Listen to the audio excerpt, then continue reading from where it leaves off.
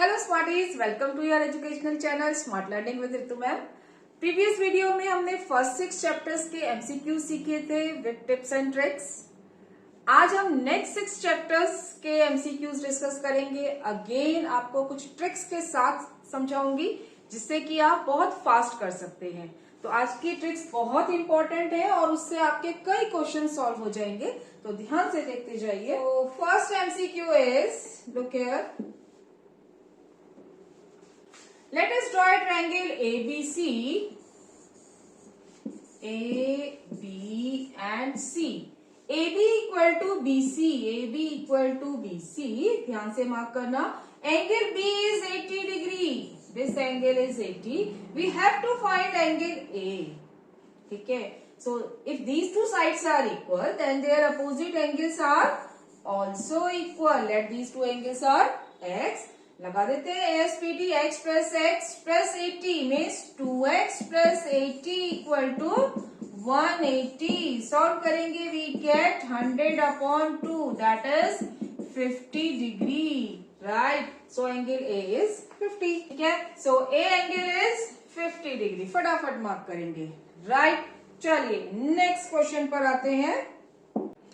चलिए next question discuss करते हैं। In triangle ABC and PQR, they are two triangles ABC and PQR, ABC and triangle PQR. Mark करते हैं। AB equal to AC, angle C equal to angle P। ध्यान से देखना, angle C equal to angle P, angle B equal to angle Q, angle B equal to angle Q, right. Then the two triangles are, अब समझो ध्यान से, आपको इन दोनों triangles में दो एंगल इक्वल गिवन थे, साइड में कोई रिलेशन नहीं दिया, ठीक है। अच्छा, इस ट्रायंगल में दो साइड्स इक्वल है तो उनके अपोजिट एंगल्स भी इक्वल है, ये आइसोसेलेस हो गया। अच्छा, अब इधर देखो, इधर भी दोनों, जब ये दोनों एंगल्स इक्वल है तो ये दोनों भी आपस में इक्वल, तो इसका मतलब ये भी आइसोसेलेस ट्रायंगल है, ठीक। इसका मतलब दोनों ट्रायंगल आइसोसेलेस है। लेकिन क्या ये दोनों ट्रायंगल कॉन्ग्रुएंट भी है? नहीं है। क्यों? क्योंकि आपको साइड, इन एक ही ट्रायंगल की दो साइड इक्वल गिवन थी, आपको दोनों ट्रायंगल्स में कोई साइड में रिलेशन नहीं दिया गया है, ठीक है। तो आपका ऑप्शन क्या होगा? Isosceles but not congruent. आई बात समझ में? तो ध्यान से क्वेश्चन को पढ़िए और फिर आंसर करिए, राइट। चलिए नेक्स्ट करते हैं क्वेश्चन नंबर 3। ध्यान से पढ़ो। It is given that triangle ABC is congruent to FDE. अब बेटा मैंने आपको कई बार समझाया है, कॉन्ग्रुएंसी में ऑर्डर इंपॉर्टेंट होता है, ठीक है। यहाँ पर ABC कॉन्ग्रुएंट टू FDE है, इसका मतलब क्या है? AB साइड FD के equal, right. BC side DE के इक्वल, AC साइड FE के इक्वल होगी। एंगल A एंगल F के इक्वल होगा, angle B is equal to angle D and angle C is equal to angle E। ये confirm है, ठीक है। तो इसीलिए ऑर्डर इंपॉर्टेंट होता है। अब आगे बढ़ते हैं। क्या क्या गिवन है? AB 5, लुक हियर, AB हमें 5 गिवन है, angle B 40 degree, this angle is 40 degree, angle A is 80 degree, right. Then which of the following is true? अब देखो ध्यान से, जब AB 5 है तो FD भी 5 होगा, ठीक है। तो देखो कहाँ है FD, ये दोनों DE है, तो इनको तो पहले कट करते हैं, ठीक। यहां देखा दोनों में DF आ रहा है या FD है, एक ही बात है, तो ये दोनों 5 हैं। अब बात करते हैं F और E की। एंगल F किसके इक्वल होगा? A के इक्वल। कितना होगा? 80 डिग्री। तो यहां पर 60 तो हो ही नहीं सकता, राइट। सो ए ऑप्शन भी गलत हो गया। अब ई को चेक करते हैं, ई 60 है कि नहीं। वैसे तो ये एक ऑप्शन बचा है, ये ही सही होगा, लेकिन फिर भी हम चेक करते हैं। यहाँ देखो, ई किसके इक्वल होगा? सी के इक्वल, राइट। अब एएसपीटी लगा दो, 8 + 4 12 और 180 में से माइनस करेंगे तो यस 60 डिग्री आ गया ना, ठीक है। तो सी इक्वल टू ई और ये किसके इक्वल होगा? 60 डिग्री के। So this option is right. मेरी बात समझ में आ रही है? ऑर्डर बहुत इंपॉर्टेंट होता है, उस ऑर्डर के अकॉर्डिंग ही आप इक्वेट करेंगे, राइट? तो ध्यान से करना, कॉन्सेप्ट को बहुत अच्छे से समझना। चलो आगे बढ़ते हैं। Next question, question number 4। In the given figure angle AOB is 90। देखो ध्यान से, AOB 90 and ABC is 30 degree. Then CAO, look here. Yes, CAO, ये एंगल निकालना है आपको। समझ में आई बात? चलो कोशिश करते हैं। देखो ध्यान से, कैसे?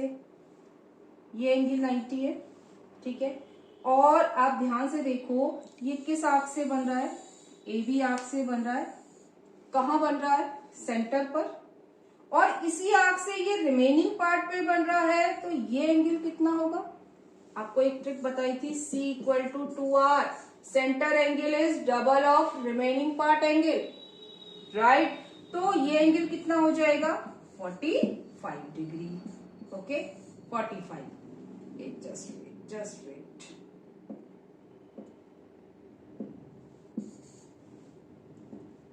This angle is 45।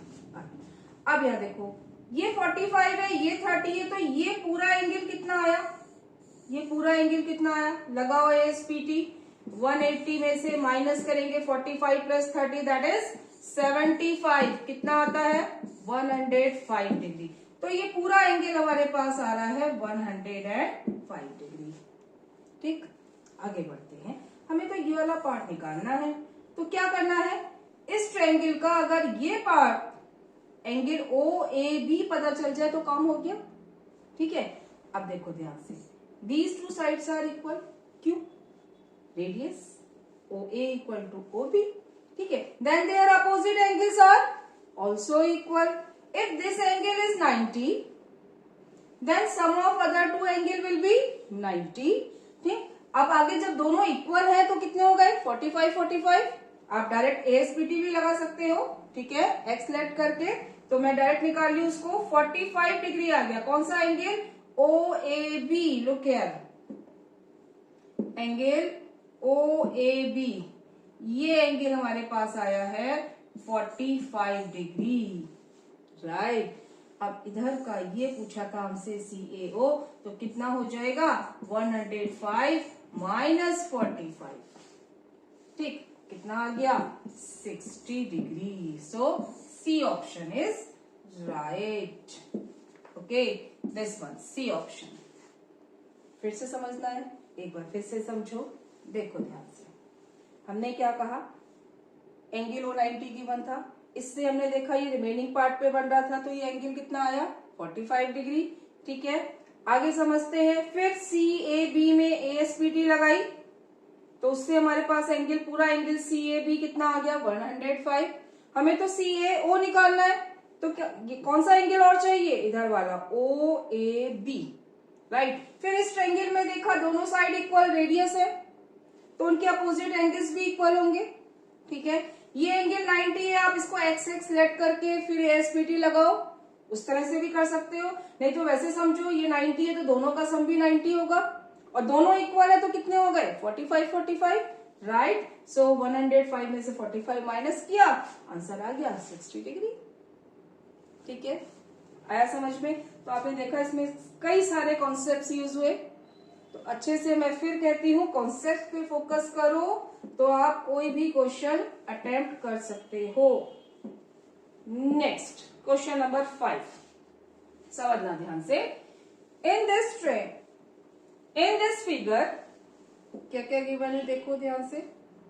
Yes, BC is diameter of the circle, yes, and BAO, this angle is 60 degree. Okay. Then ADC, this angle we have to find, right? चलो आगे बढ़ते हैं। देखो अब ये जो एंगल D बन रहा है, ये कौन सी आर्क से बन रहा है? इस आर्क से बन रहा है, दिखाई दिया आपको? बन रहा है। और अगर आप ध्यान से देखो इसी आर्क से ये हमारा सेंटर पर एंगल बन रहा है। तो इसका मतलब ये है कि अगर मुझे ये एंगल पता चल जाए तो ये निकाल लेंगे। अब इसके लिए दिमाग चलाते हैं, ध्यान से देखना। ए बी ओ में ये दोनों साइड्स इक्वल, क्यों? रेडियस है, राइट। तो उनके अपोजिट एंगल्स भी इक्वल होंगे, तो ये एंगल भी कितना हो गया? 60 डिग्री। समझ में आ रही है बात? ठीक। अब जरा देखो ध्यान से, this is the exterior angle of the triangle A B O, right. So this will be sum of interior opposite angle 60 plus 60. This angle is 120. Right? आगे बढ़ते हैं। Now center angle is double of remaining part angle. तो remaining part angle कितना होगा? Half of center angle. So this is half of 120 means 60 degree. समझ में आ रही है बात? ठीक है, तो ध्यान से बेटा फिर से समझो। ये हमने क्या करा? Centre angle double of remaining part angle से समझा कि ये एंगल निकालना है, तो उसके लिए हमें ये वाला एंगल चाहिए। ठीक है, फिर दिमाग चलाया, एक इस ट्रायंगल का एक एंगल पता था, फिर देखा ये दोनों साइड इक्वल है तो अपोजिट एंगल्स भी इक्वल होंगे। फिर ये जब ये दोनों एंगल आ गए तो दिखाई दिया ये तो एक्सटीरियर एंगल है, सॉल्व कर दिया, एक्सटीरियर एंगल की प्रॉपर्टी लगाई और फिर सेंटर एंगल और is double of remaining part angle concept लगाया, एंगल आ गया 60 डिग्री। सारी सर्किल की सारी थ्योरम इंपॉर्टेंट है, बहुत अच्छे से करो उनको practice. Okay, so C option is right. Done. चलिए आगे बढ़ते हैं। Next question, AD is diameter of the circle and AB is the chord. Look here, बनाते हैं एक circle, AD is diameter of the circle and AB is chord, right? AB is chord, AD is 34, this is 34 centimeter, AB is 30 centimeter, right? Then the distance of AB from the center of the circle, distance of AB from the center of the circle. अब क्या करते हैं? किसी भी line की अगर point से distance चाहिए तो हम क्या करते हैं? उस पर परपेंडिकुलर ड्रॉ करते हैं। आई बात समझ में? ठीक। तो और सर्किल की एक बहुत important theorem, the perpendicular from the centre bisect the chord. ठीक, तो इट मीन्स ये दोनों पार्ट इक्वल हो गए। ठीक, क्या कहा मैंने? फिर से समझो। डिस्टेंस लेने के लिए मैंने परपेंडिकुलर डाला, परपेंडिकुलर कॉर्ड को बाइसेक्ट करता है तो ये दोनों पार्ट इक्वल हो गए। तो इसका मतलब अगर मैं इस पॉइंट को P ले लूं तो अगर मैं AP निकाल लूं तो डबल कर देंगे। अब आगे समझो, ये सेंटर है O, जब डायमीटर 34 है तो हमारा रेडियस कितना आ गया? ध्यान से देखो, रेडियस कितना आया हमारा? यस, हाफ कर देंगे। ये डिस्टेंस कितनी आ गई? 17 सेंटीमीटर। समझ में आई बात? जब ये पूरी 30 थी तो ये AP, ये डिस्टेंस कितनी आ गई? हाफ कर दो 30 का, कितनी आ गई? 15 सेंटीमीटर। ठीक, अब बहुत इंपॉर्टेंट टेक्निक, उसको समझने की कोशिश करना। पाइथागोरियन ट्रिपलेट, मैंने इसकी एक सेपरेट वीडियो भी बनाई है, उसमें पूरा डिटेल में समझाया है। बहुत इंपॉर्टेंट कॉन्सेप्ट है और इस कॉन्सेप्ट से देखना मैं अभी आगे के कितने MCQ बिना सॉल्व करे कर दूंगी। ठीक, क्या है Pythagorean triplet? A group of 3 numbers which satisfy the Pythagoras theorem, जैसे 3, 4, 5, पाइथागोरियन ट्रिपलेट। ठीक है, और 5, यस, 5, 12, 13, then 7, 24, 25, then 9, 40, 41, और देखो 8, 15, 17, ये पाइथागोरियन ट्रिपलेट है। शुरू की 4 में याद करने की ट्रिक भी बताती हूँ। कैसे? 3, 5, 7, 9 ये तो याद हो जाएंगे, ऑड नंबर है, ठीक है। 3, 5, 7, 9। अब क्या करना है? 3 का स्क्वायर करो, कितना आएगा? 9, ठीक है। 9 का हाफ करो, 4.5। 4.5 से पहले इंटीजर और उसके बाद का इंटीजर, 4 एंड 5। 5 स्क्वायर 25, हाफ करेंगे 12.5, तो 12 एंड 13। 7 स्क्वायर 49, 2 से डिवाइड करो, यस 24.5 आएगा, तो 24 एंड 25। 9 स्क्वायर 81 डिवाइडेड बाई 2, 40.5, तो 40 एंड 41, ठीक है। ये आप याद कर लो। 8, 15, 70 ये सिर्फ ऑड नंबर्स में चलेगा, ठीक है, जो मैंने आपको अभी टेक्निक बताई। तो इस तरह से आप ये पाइथागोरन ट्रिपलेट, ये बेसिक पाइथागोरन ट्रिपलेट है, आई बात समझ में। इनके मल्टीपल्स भी पाइथागोरन ट्रिपलेट होते हैं, जैसे 3, 4, 5 है तो इसका डबल कर दो, 6, 8 और 10, ये भी पाइथागोरन ट्रिपलेट होगी, ठीक है। अब इसमें ध्यान क्या रखना है? जो लॉन्गेस्ट साइड है that should be hypotenuse, longest side should be hypotenuse. तो अब यहां देखो, अगर ये एंगल 90 है तो ये साइड ये हाइपोटेनियस होगी। ये 17 है, दूसरी 15 है, 17, 15, तुरंत समझ में आ गया ये ओपी कितना होगा? 8 सेंटीमीटर, ठीक है। आपको कोई पाइथागोरस थ्योरम लगाने की जरूरत नहीं है, आप ये पाइथागोरन ट्रिपलेट्स याद कर लो बस। देखो शुरू की 4 की मैंने आपको ट्रिक बता दी, 8, 15, 17 याद करो, और ये भी ध्यान रखो कि इनके मल्टीप्ल्स तो नहीं आ रहे कोई, ठीक। तो आप बिना कैलकुलेशन करे, अभी आगे भी हम बढ़ेंगे और क्वेश्चंस आएंगे जिनको आप बिना कैलकुलेशन करे डायरेक्ट आंसर कर दोगे, ठीक है। आया समझ में? बहुत इंपॉर्टेंट टेक्निक है, अच्छे से समझो। So answer is 8, so B option is right, okay, this option is right. Done. चलिए आगे बढ़ते हैं। Next question number 7। If AB equal to 12 and BC equal to 16 and AB is perpendicular to BC, then the radius of the circle passing through the points A, B, C. यहाँ देखो, सबसे पहले एक circle draw करते हैं, ठीक है। और क्या कहा है? AB is perpendicular to BC means angle B is 90 degree. अब समझना बेटा, एंगल B 90 डिग्री है, एंगल B 90 डिग्री है। 90 डिग्री एंगल कब बनता है? जल्दी से सोच के बताओ, 90 डिग्री कब होता है? जब वो सेमी सर्किल का एंगल हो, और अगर ये सेमी सर्किल एंगल है तो मीन्स AC डायमीटर होगा, ओके। चलो AB 12, this is 12 centimetre, BC is 16 centimetre. क्या पूछा है हमसे? देन द रेडियस, रेडियस पूछा है, ध्यान से देखना, ठीक है। तो radius means half of AC, ठीक है। पहले तो ये समझ में आना चाहिए 90 है तो ये डायमीटर होगा, ठीक है। फिर आपको ये भी ध्यान रखना है कि आपको उसको हाफ भी करना है, राइट। अब जब 90 है तो पाइथागोरस थ्योरम तो लगानी पड़ेगी, ठीक है, बट हम नहीं लगाएंगे।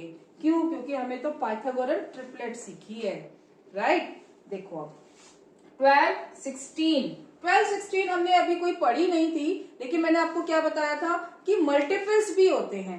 तो देखो ये किस किस के मल्टीपल्स है?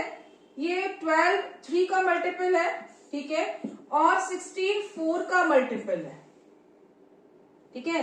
3 4 जा 12, 4 4 जा 16। हमारी पाइथागोरन ट्रिपलेट है 3 4 5, राइट। और ये उसके 4 टाइम्स हो रहे हैं साइड्स, तो इसका मतलब 101% AC कितनी होगी?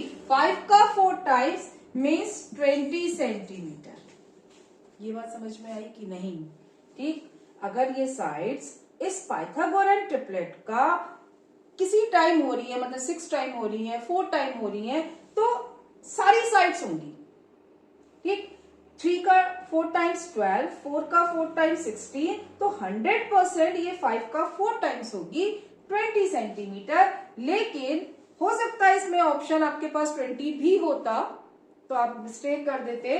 आपको रेडियस निकालना है तो मीन्स आपको 20 का हाफ करना है 10 centimetre.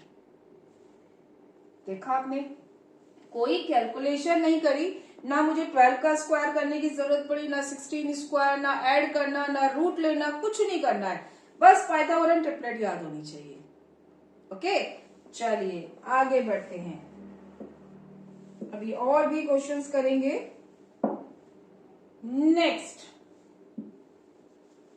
Question number 8, the length of each side of an equilateral triangle having an area 9√3। जल्दी बोलो, इक्विलेटरल ट्रायंगल का एरिया क्या होता है? क्या होता है? क्या फॉर्मूला होता है? √3/4 side square. Let side is a, so it is 9√3। Very simple, √3 से कट हो गया, a स्क्वायर इक्वल टू 9 4 जा 36, और ये होता है 6 स्क्वायर, सो डायरेक्ट आ रहा है a equal to 6। Very simple, so B option is right. Equilateral triangle √3/4 side square, right angle triangle half into base into height, याद होना चाहिए। ठीक है, चलिए आगे बढ़ते हैं।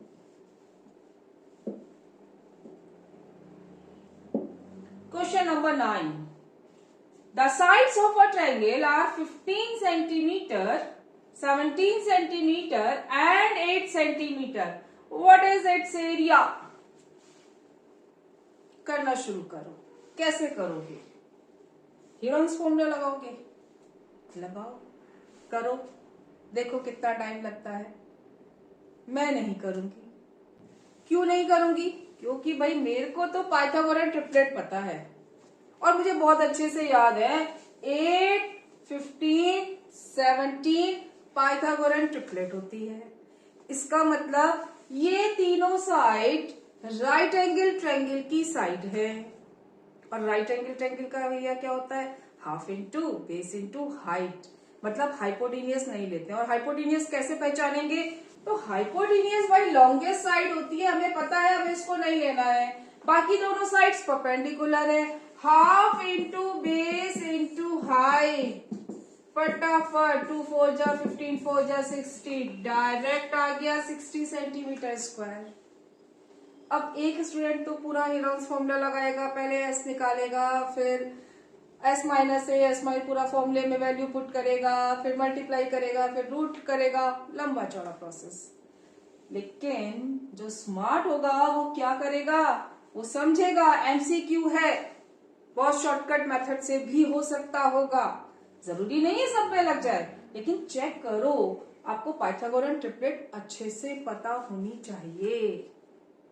ठीक है, चलिए आगे बढ़ते हैं।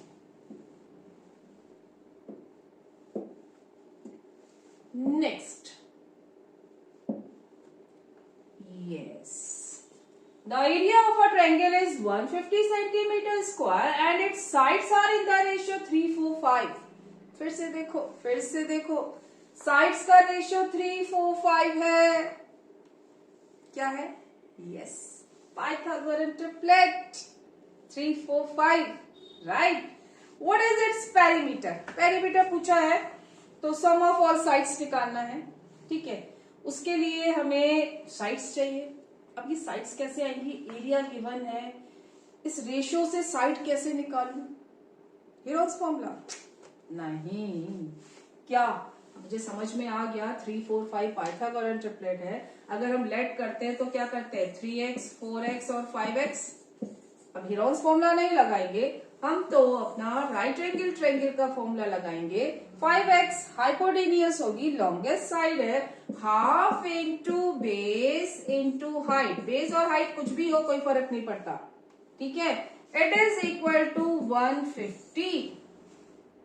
राइट, सॉल्व करते हैं। 2 2 जा 4, 3 2 जा 6, एक्स स्क्वायर इक्वल टू 6 2 जा 12 एंड 6 5 जा 30, सो x इज 5।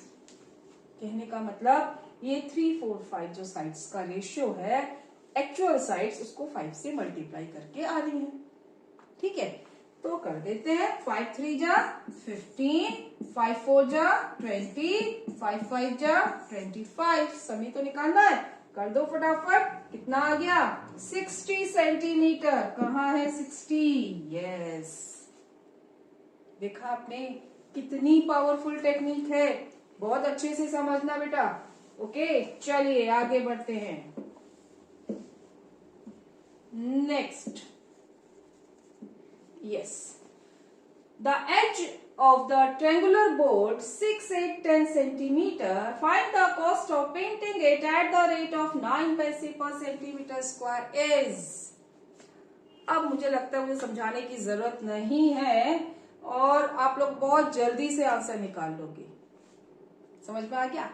यस, क्या 6 8 10 रेनॉल्ड्स फॉर्मूला लगाओगे ना?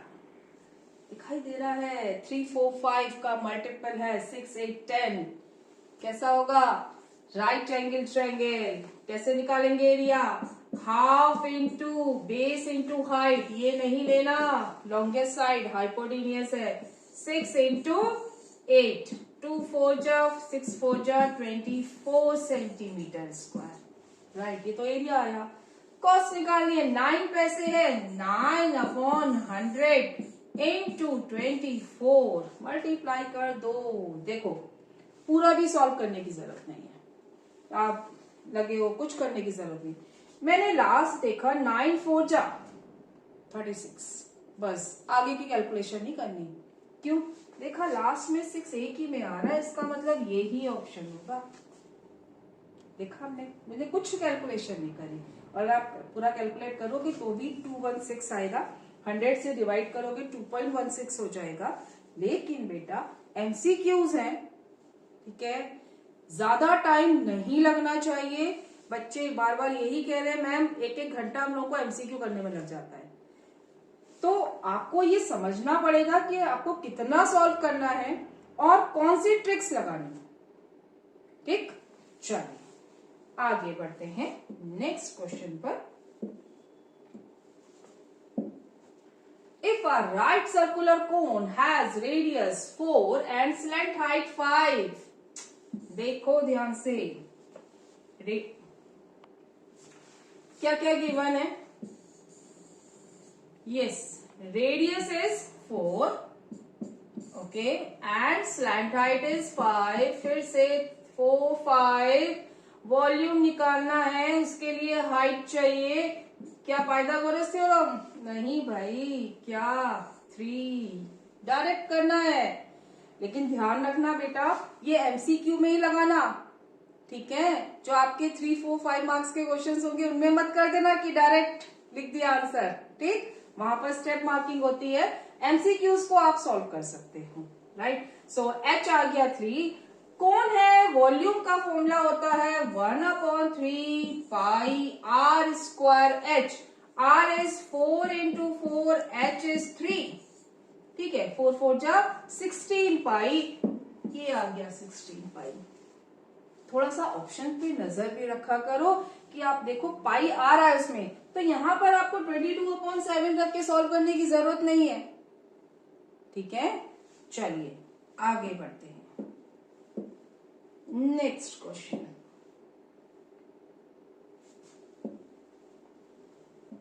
हाँ जी। The radii of two cones are in the ratio 2:3. Volumes are in the ratio 1:3. Find the ratio of their height. इस क्वेश्चन को बच्चे बहुत अलग अलग मेथड से करते हैं, कुछ लेट करके करते हैं, कुछ पता नहीं मुझे, बट मैं तो shortcut method.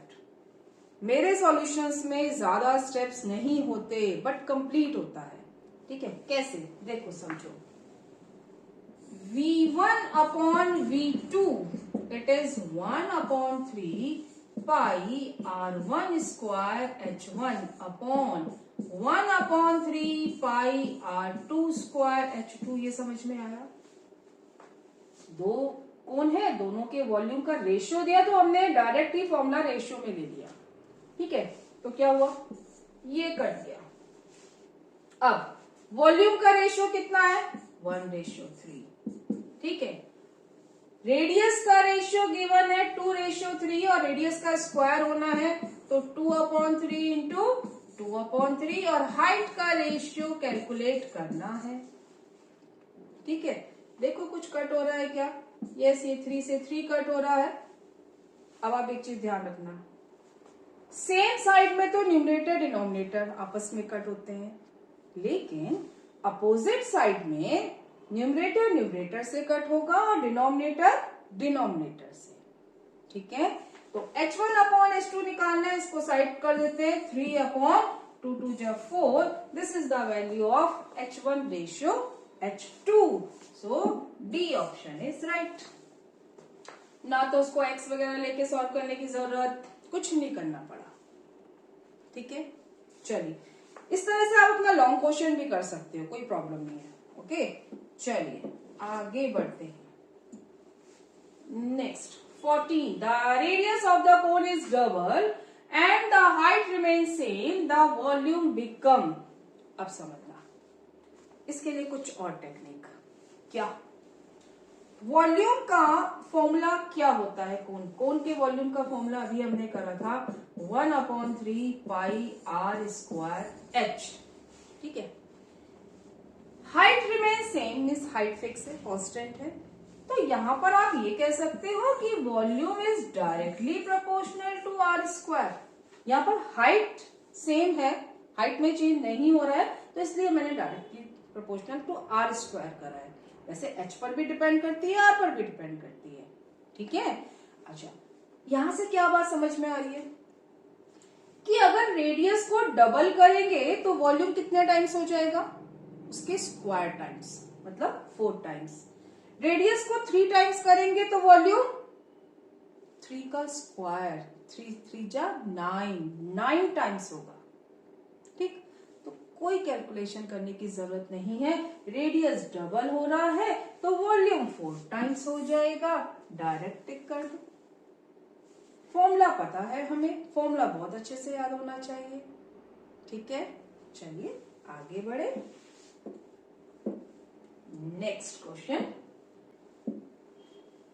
yes, the radii of two cones are in the ratio 2:3, height ratio is given, we have to find the ratio of their volume। अभी हमने समझा था, क्या समझा? v1/v2 it is equal to, कौन है 1/3 पाई r स्क्वायर h। ठीक, तो 1/3 पाई कैंसिल हो जाएगा। अब आपको इतना समझ में आ गया है, तो ये क्या आएगा? r1/r2 square into h1/h2। ये बात समझ में आ रही है कि नहीं?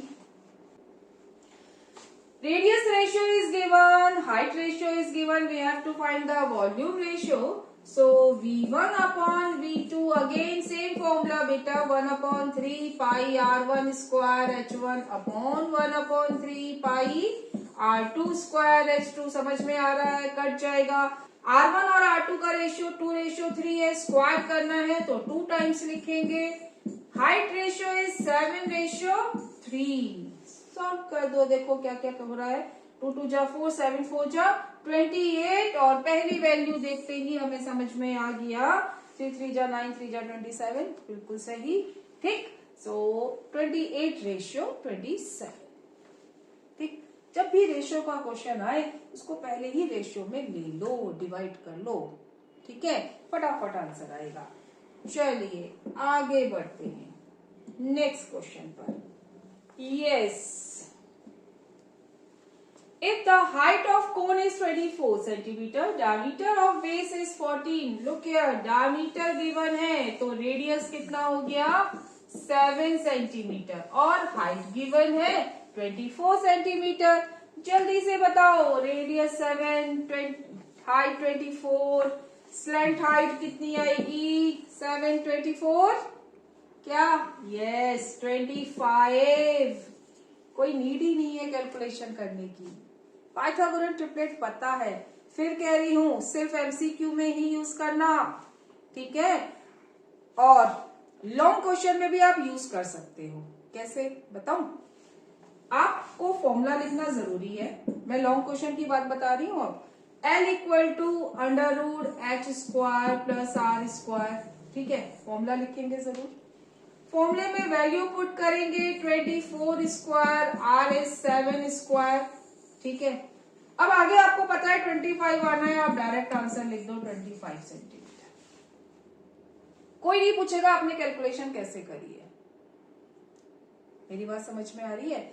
आपको आंसर पता है, आपको ना स्क्वायर करना, ना ऐड करना, ना रूट निकालना। ठीक, फॉर्मूले के मार्क्स होते हैं, वैल्यू पुट करें, फाइनल आंसर लिखते हैं। ठीक है, तो फिलहाल अभी हम ये पार्ट नहीं कर रहे हैं क्योंकि हम एमसीक्यू कर रहे हैं। ठीक है, हमें इसकी नीड नहीं है। राइट, चलिए, तो एल आ गया 25। क्यों निकाला हमने एल? क्योंकि कर्व सरफेस एरिया पूछा था और उसका फॉर्मूला होता है पाई आर एल। ठीक, फॉर्मूले बेटा अच्छे से याद कर लो। 22/7, R is 7, L is 25। Cut करा। अब देखो, एक कैलकुलेशन की ट्रिक बताती हूँ। 22 से कभी भी मल्टीप्लाई करना हो तो उसको ब्रेक कर लो 11 इंटू 2 में, 22 को। ठीक, अब देखो ध्यान से, 25 2 जा 50 और 50 को 11 से मल्टीप्लाई करोगे, 11 5 जा 55, 550 आंसर आ गया। D option is right. ठीक, और 11 से मल्टीप्लाई की मैंने एक ट्रिक समझा रखी है, उसकी वीडियो का लिंक मैं डिस्क्रिप्शन में दे दूंगी, बट मैं फिर भी एक बार थोड़ा सा तुम्हें दोबारा से समझाने की कोशिश करती हूँ। देखो, इसी वीडियो में डिस्कस करते हैं। जैसे नंबर है 3 2 4 3 2 1, इसको 11 से मल्टीप्लाई करना है। और ये 11 से मल्टीप्लिकेशन आपका कई जगह आएगा, सर्किल में आएगा, ठीक है, और सरफेस एरिया वॉल्यूम में आएगा। ठीक, और आगे आप 10th में जाओगे तो वहां भी कई जगह यूज करना पड़ेगा। ठीक है, तो टेक्निक्स जितना सीख लो उससे आपकी कैलकुलेशन उतनी ही इजी हो जाएगी। क्या करना है आपको? Last digit as it is, last digit as it is, और फिर पीछे से 2 डिजिट को ऐड करते लिखते जाओ। ठीक है, 2 + 1 3, 3 + 2 5, 3 + 4 7, 4 + 2 6, 3 + 2 5, और लास्ट डिजिट फिर एज इट इज। ठीक है, कभी भी 22 से मल्टीप्लाई करना, पहले 2 से कर दो और 11 को अलग रखो, उससे बाद में कोई भी नंबर आ जाए 11 से मल्टीप्लाई करना बहुत इजी है। ठीक, अब आप कहोगे मैडम अगर कैरी आ जाए तो कोई प्रॉब्लम नहीं है, कैरी को आगे ऐड कर देना। ठीक है, आया समझ में? चलिए आगे बढ़ते हैं नेक्स्ट क्वेश्चन पर। Question number 17, the radius of sphere is 2r, then its volume becomes. देखो very simple, volume of sphere है, वॉल्यूम का फॉर्मूला क्या होता है स्फीयर का? 4/3 पाई r क्यूब। ठीक है, यहां पर रेडियस कितना है? 2r, तो हम किसका क्यूब करेंगे? 2r का क्यूब करेंगे। ठीक है, तो सॉल्व करते हैं। 2 2 जा 4, 2 जा 8, राइट, 8 4 जा 32/3 पाई r क्यूब। ठीक है, 2 3 जा 6 मत कर देना, ध्यान से। 2 पावर 3 है, 2 2 जा 4, 2 जा 8 एंड 8 4 जा 32, so option A is right. Okay, चलो आगे बढ़े। Next question, question number 18, if two solid hemispheres of same base having radii 2r are joined together along their bases, then curved surface area of the new solid is। क्या? दो hemisphere, उनको join कर दिया, ठीक है, radius है 2r, तो जब दो हेमिस्फीयर को ज्वाइन करेंगे तो नया सॉलिड क्या बनेगा? ऑब्वियसली क्या बनेगा? स्फीयर। ठीक है, तो हमें क्या करना है? स्फीयर का कर्व सरफेस एरिया निकालना है। क्या होता है स्फीयर का कर्व सरफेस एरिया? 4 पाई r स्क्वायर। r कितना है? r कितना है? 2r। ठीक, सॉल्व करते हैं। 2 2 जा 4, 4 4 जा 16 पाई आर स्क्वायर। डन। ठीक, ओके, चलिए आगे बढ़े। Next question number 19।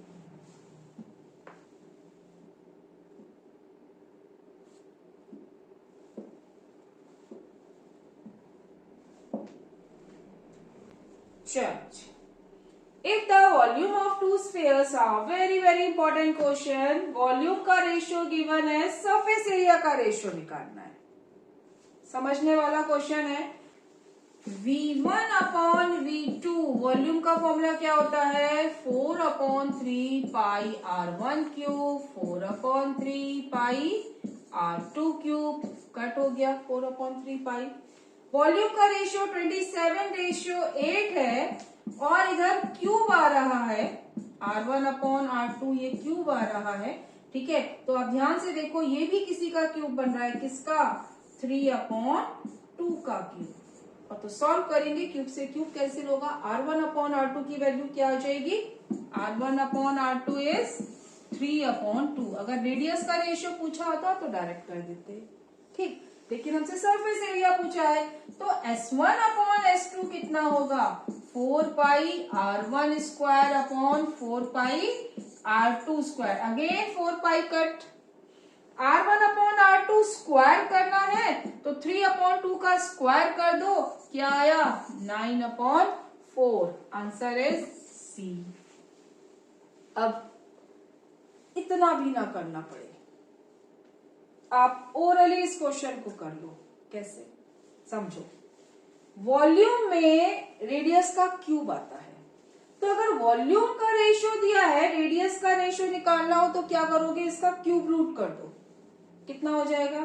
3 अपॉन 2, 3:2। ठीक है, सरफेस एरिया में स्क्वायर आता है रेडियस का, तो उस 3 अपॉन 2 का स्क्वायर कर दो तो सरफेस एरिया का रेशियो आ गया 9:4। यहां से आपसे डायरेक्ट अगर रेडियस का रेशियो पूछा था तो भी आप निकाल देते 2:3। मेरी बात समझ में आ रही है? आपको वॉल्यूम का रेशियो दिया था, आपने रेडियस का रेशियो निकाला तो क्यूब रूट कर दिया। ठीक, क्यों? क्योंकि volume directly proportional to R cube है। तो आर निकालने के लिए क्या करोगे? वॉल्यूम का क्यूब रूट करोगे। ठीक है, तो कितना आया? 3:2। अब वो तो रेडियस का रेशियो आ गया। अब सरफेस एरिया में रेडियस का स्क्वायर होता है, तो इस रेशियो का भी स्क्वायर कर दो, डायरेक्ट हो जाएगा 9:4। मैंने आपको पूरा करके भी समझा दिया, शॉर्टकट भी समझा दिया। ठीक है, चलिए आगे बढ़ते हैं। अब हमारा लास्ट क्वेश्चन आ रहा है,